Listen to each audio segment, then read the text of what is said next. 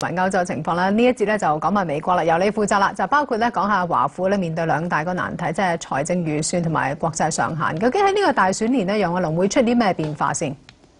我哋首先講下咧呢件事嘅開頭係點樣啊？2009年奧巴馬上任嘅時候咧，佢雄心萬丈啊，佢以為咧龐大嘅赤字預算只會維持1年嘅啫。2010年開始咧，美國嘅赤字咧就會大幅回落嘅，大家可以睇下個圖啊。當時嘅估計咧，2012年嘅赤字咧只係得6000億美元嘅啫。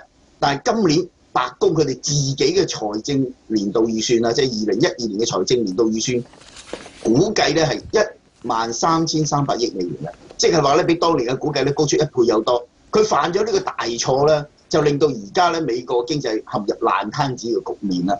佢冇想到啊，佢狂擲5萬億美元，只係喺呢3-4年裏面掟咗5萬億美元出嚟。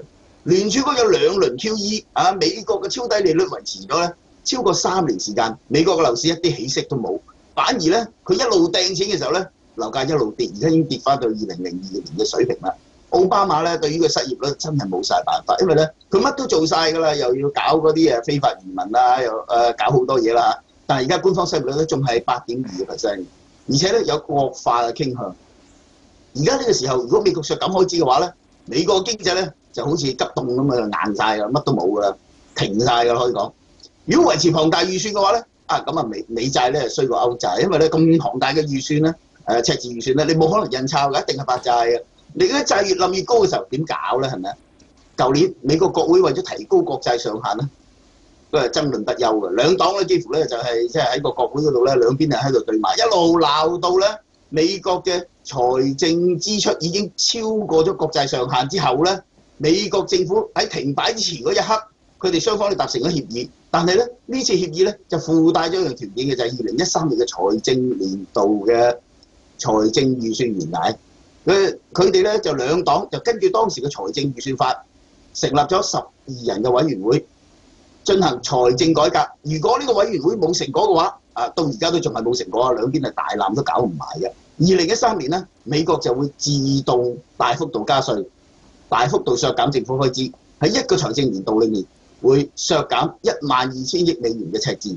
你諗下，一年裏面削減12000億美元嘅赤字，即係話美國嘅經濟咧就你乜都唔使諗噶啦，股市啊、樓市啊冚唪唥都冇希望噶啦。咁啊，不過咧，我同大家講咧就係，你哋唔使太擔心啦，美國嘅財政預算懸崖㗎，因為喺佢出現前咧有另外一樣嘢就會出現㗎啦，就係國債上限啦。我哋睇下個圖啊，其實咧奧巴馬上任之後咧，因為佢嘅財政預算赤字太大啊，年年咧都喺度提高佢嘅國債上限嘅，好似樓梯級咁樣一級一級咁上去。我哋由嗰個開支嘅預算咧，我哋可以睇到今年8月就應該咧去到呢個國債上限㗎啦。